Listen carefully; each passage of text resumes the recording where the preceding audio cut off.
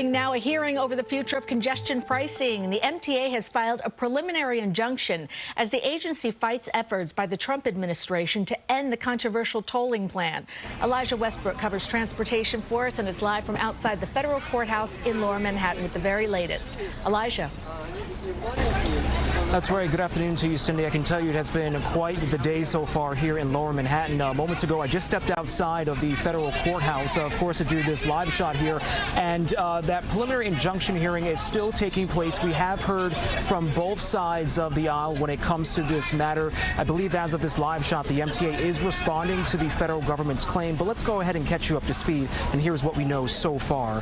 The morning here at federal court started with lawyers for MTA who argued that the federal government doesn't have the authority to revoke the tolling program.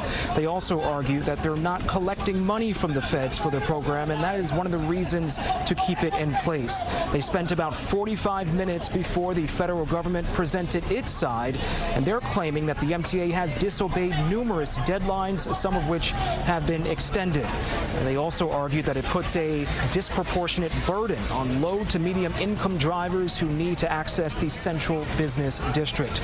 Now, moments before today's hearing, advocates for the tolling program rallied outside the courthouse, and let's go ahead and listen to what some of them had to say.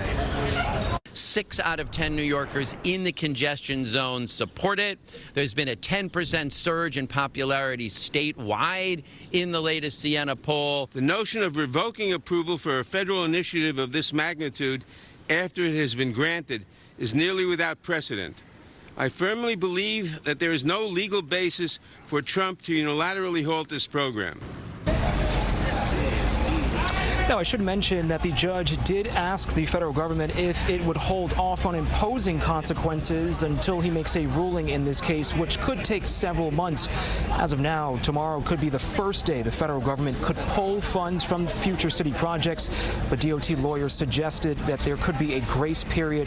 A timeline has not yet been specified. Back out here live, we know our very own Lisa Rosner is inside the courthouse. She is still listening to this preliminary injunction hearing. She will have much more right here on CBS News New York starting at 5 p.m. That is the latest at this time from Lower Manhattan. Elijah Westbrook. Cindy, I'll send it back to you. Elijah, thank you. And stay with CBS News New York as we continue to navigate congestion pricing.